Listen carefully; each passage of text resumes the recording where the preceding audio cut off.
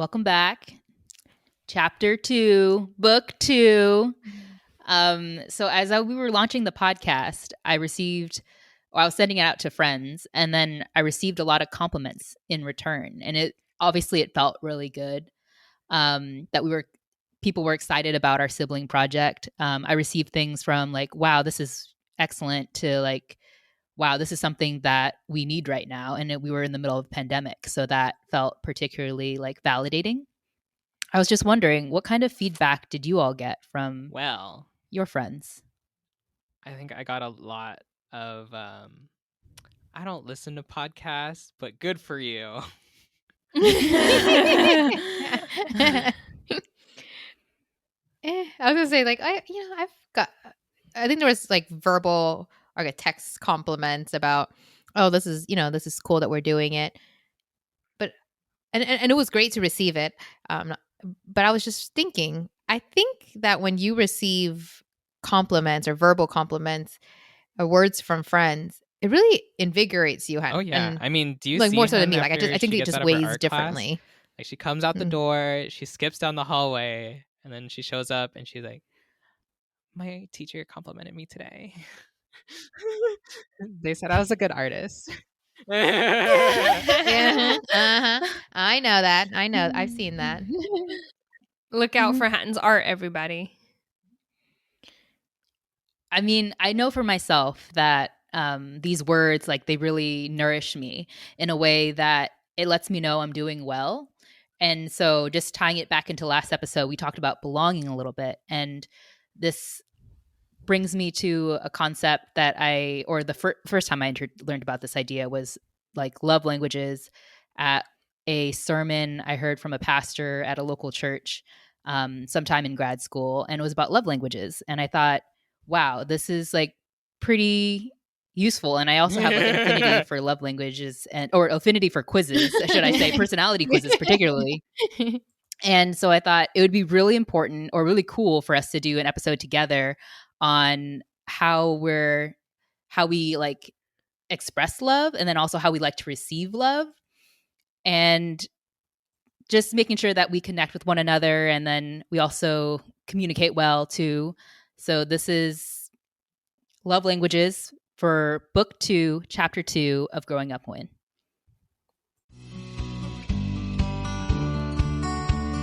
Welcome to Growing Up Nguyễn, a story of 4 siblings holding on to our identity while fulfilling our parents' dreams. I'm Hương. I'm Karin Hạnh. I'm Hedda Hiếu. And I'm Ben Hoàng. These are the blessings and challenges of growing up Nguyễn in America.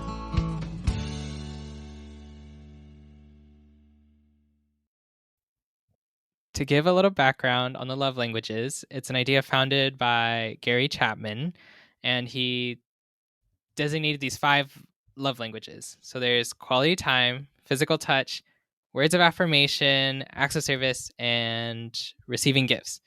And these 5 love languages are kind of like categories of like how you receive love or how you like to communicate with others.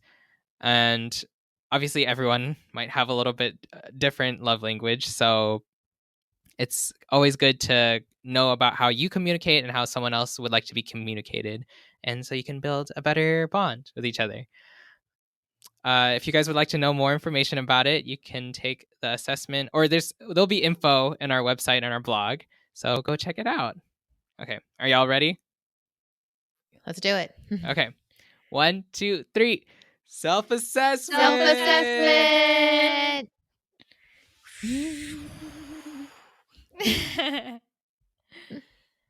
So, what are the results, everyone? I got acts of service as my top, and gifts was actually a close second, plus or minus 5%. Where the science people, where you at? I wasn't too surprised, and I think partly because it just made sense to me. I feel that it was accurate in 2 parts. First, I know that, I guess I'm more just maybe personally, I carry a lot of responsibility in terms of things I have to do and take care of. So it always feels helpful and welcomed when someone helps cross off a task on my list, whether it could be something as simple as taking dropping off mail at the post office, or even picking up some grocery item at the supermarket. Like, it just feels like a little bit of a weight off my shoulders. And the second part, and why I thought it rung true, is because that's how I grew up. And I would imagine you all grew up, and you might Yes. feel that way.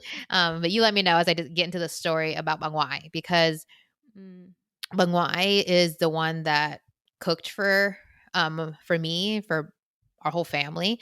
She even sukam for me, or spoon fed me. She did the grocery shopping. She babysat me, Hatton, Hiếu and Huang, and even other kids from our friends and family, our neighbors. Like, Bang Wai was about service. Like, that's how she gave back to people, or just how she provided her time for people, like things that she can do. I mean, if you go like way back in Vietnam, I don't remember the story when Mea told us that Bang Wai, went to find a way for her village to have clean water, and got a hose. I don't know how, or she put money in, she like sold things and then got a hose, and so that she could, fill the from the well, and then use that hose to fill up clean water buckets for everyone in the village. I mean, she took her own time to go figure out how to get this hose and how to get clean water to everyone in the village. Like, that's her service. And she was like, I'm going to provide clean water for everyone. And that's something that she brought with her, that same feeling of acts of service to her, her family when we came to the United States. Because if I think about it, Bomea, they first settled in Oakland, got a house together. But when you first buy your first house in Oakland in the 1990s, it's not the most, house that you see nowadays in Palo Alto or the Silicon Valley. It's it needed a lot of repair. Dilapidated, I think is the word. Dilapidated. And Bang Wai, I mean, she didn't know how to fix houses, but she was there, and her acts of service was taking care of me as a baby, and Hatton as the baby when she came. Actually, on a little side note, to give you an example of how like dirty or dilapidated this house was, when Bang Wai changed Hatton's diaper, she opened it. There was like dead fleas or mosquitoes that had crawled into the diaper. So she's like dead bugs and stinky pee or stinky poop.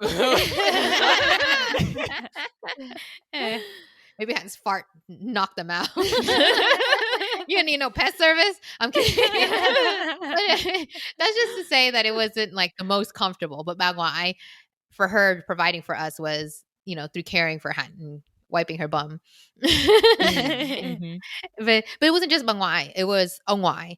He didn't know too much about fixing houses, but he lended his hand, whether to, figure out how to get the door to work, or paint something. Our uncles chipped in with their time. And when I say chipped in, I mean with this acts of service. There was no money. They were an immigrant family, and with very little money to use, it was about what can we do for each other. And I think about how, I'm going to like jump a little bit of ahead, but I was thinking about, going back to Hans' words of affirmation. I was like, if you had a dilapidated house and someone went by like, oh, congratulations on buying a new house. I mean, I guess that's cool, but I guess within the family, it's like you want their acts of service because you want this dilapidated house to be a brand spanking awesome house in a few months, Mm-hmm. Hey, buying a house is a whole ordeal, Hương.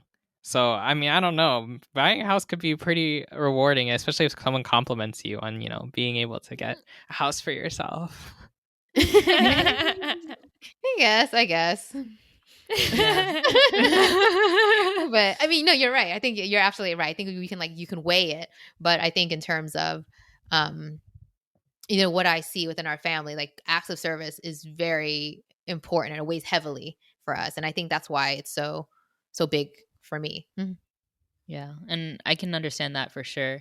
I think one thing I wanted to jump back to was you mentioned the responsibility of being the eldest, and it actually reminded me of a quote. I think it goes, "I give the gift of being the first." And what that quote kind of says to me is that the first child actually goes through all the expectations or a lot of expectations, and then every child thereafter gets to do a little bit more of like being themselves, being free to live and explore themselves. And because like all the expectation is housed on this like firstborn, I mean, it's like really hard, lots of pressure, and it's a lot of work to kind of like meet expectations. And I feel like for myself, there's moments where I feel I can step away from that, of just either doing something different and kind of like definitely having less burden, I would call it. I don't have to be like top of my class or the number one person doing this skill set. And one story that comes to mind when I was in high school was I was talking to a senior, and he asked me, we were just generally talking, and he was asking like, oh, what's your birth order? And I was like, oh, I'm the second. He's like, oh, isn't it great that whenever like you two are playing, right? You and your older sister are playing, and then both of you cries, right? Who gets in trouble? And I was like, oh, my sister. And he's like, yeah, right? I was like, oh, you're right. It's always on the responsibility, or it's always on the eldest to play safely, gently, and with responsibility. So I guess my question to you, Hương, is, does it make you choke up? Choke up? I don't mess up. I guess that was more like, does it make you cry? You know, like hearing it, you're like, you know, oh God, here we go. You're like, oh, like, you know, it's not like I hear you acknowledging that there is a weight of being the first. And I guess I don't realize it because you carry it for so long, and then you're like, oh, is that what it is? Is that what feels heavy? Is that why my lower back hurts? Or is it this chair? Yeah. But yeah. Well, you and I are quality time. Yeah, quality time for us. Mm-hmm. Mm-hmm. Well, I mean, I guess that makes sense. Like what Hạnh was describing, we were giving the gift of being the first, or maybe me more so. I don't know. Hạnh was 75-25. We'll share it. Okay, we'll split it. Share. That's not even 50-50. She said 75-25. You know what? Let's just continue. Hạnh just said that the second gets to like blame the oldest. So you know, 25%. I took some blame for Hạnh. All right. I'll give it to you. But do you think? I mean, going back to what Hạnh said, like, you know, carrying the weight of being the first. I mean, through acts of service, we were doing things for, I guess, almost in a way, paving the way for like immigrant children, like parents of immigrant or children of immigrant parents, to, you know, to see what their life would be like coming to a new country. And so, you know, I've done a lot of that, and then given you guys a little bit more opportunity to hopefully carry a little bit less of the weight, 10% or less. I think we got quality time because, you know, we wanted you to pay attention to us.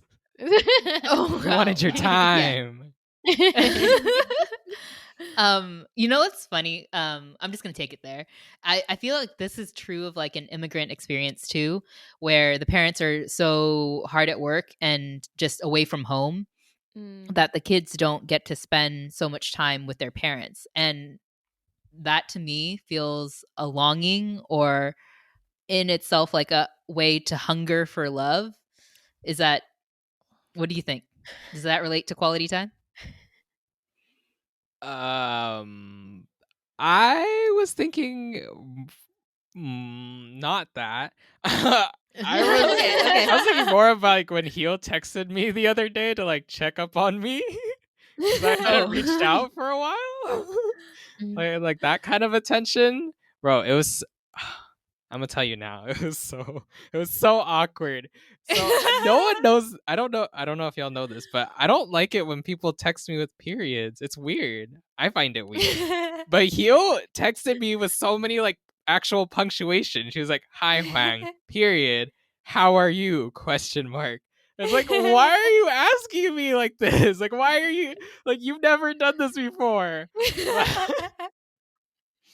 But Well, okay, you go first, but I would like to explain myself. But I knew that you were checking up on me, so I do appreciate that. And I understood what you were trying to communicate, even with all the periods.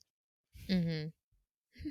Well, what I was going to say is that I think also when I think about quality time as like a love language, I think people often think that it has to be something that is done in person, that you can only hang out with them one-on-one. But I just thought that it would be nice. I think you can also do it in different mediums. So I just texted you, but I also did it in a joking kind of way because I knew you'd be freaked out if I just out of the blue was like, "Hi, Huang, how are you?" You were pranking me. That's a tone that came across just with your periods.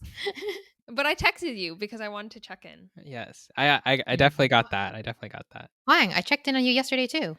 Yeah, but like, it's not. What did I say? You said, "Did you buy the Kind bars from Safeway?" I said, "Yes," and you said, "K's." Spelled KAYZZZZZ. And that was the end of our conversation. Kind bars. But if you had said no, it would have been an act of service. I would have bought you Kind bars. Boom. Bought it for you. 2, it would have arrived at your doorstep. A gift. 2 love languages, y'all. Mic drop.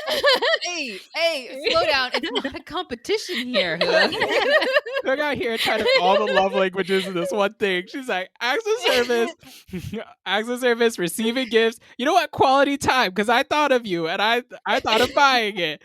What is it? A physical touch. You know, I put that bar in a box and I sent it to you. There you go. I mean, it's all about thought, right? Yeah. I like gifts. I give y'all gifts. I don't know if you guys feel this way, but I was thinking, not to say, I'm not calling anyone out, but She's calling us out. No, she's totally calling us out. calling people in. Calling anyone out. Calling folks in. Like when you realize like folks do know your love language, but they don't, like gift me gifts. It's like a little disappointing. You know what I mean? Not that you guys, I'm not pointing fingers or calling you out or anything. Like I said,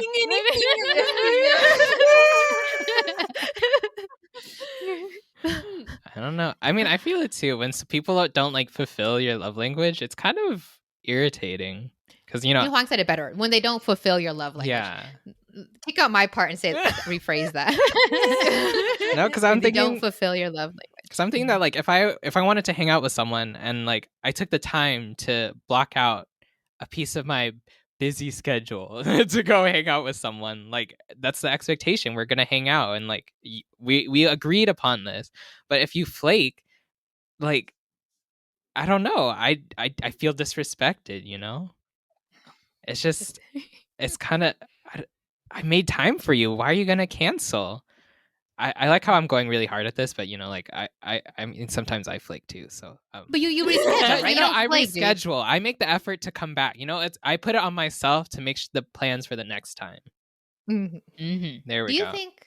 Because I know, I think we had talked about in the last book that we growing up, Mo was often late to pick us from school. Yeah.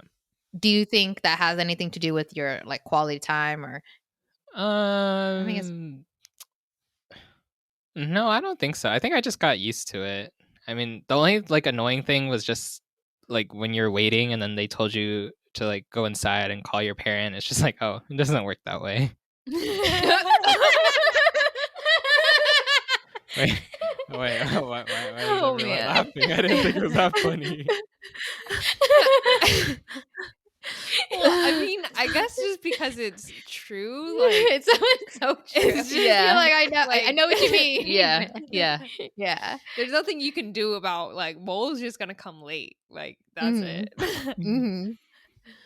Well, I mean, I think about it, and I feel like we spent a lot of quality time with Mole because like he would take me on like going on his like handyman duties and like going to fix things with him. So I was always like, around as well as like running errands, just because he didn't always have time to drop us off at home or, you know, drive us over to Bangwai's house so that she could watch us, just because he was so busy. But I mean, I guess that makes me think, do you think that the way that you like to receive love is how you probably like to give love too? Ooh, that's a really good question. And I feel like within the question, it's like inherently true. Because I just thinking about, I know that Hương likes to give gifts. I'm like so certain she likes to receive gifts too after this episode. No. Is she really? I mean, yeah. I mean, through all our experience, we can see that there's, you know, recognizing how we like to receive love. And this love language is all about feeling like we belong, right? Feeling a sense of belonging. And we know that belonging is important to connect as humans. And humans have a tendency to want to connect. So when we build strong connections, that's when we're expressing love. Yeah. Well said. No, I completely agree. Look at us. We're podcasting from all different places and we're communicating with each other right now.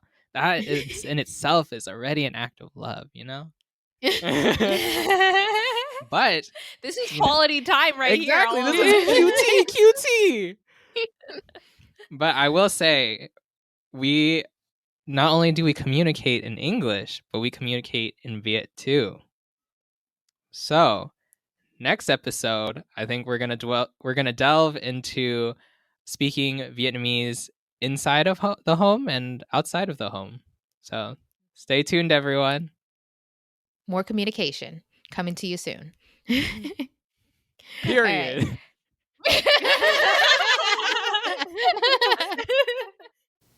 Thanks for listening to our podcast, Growing Up Nguyễn.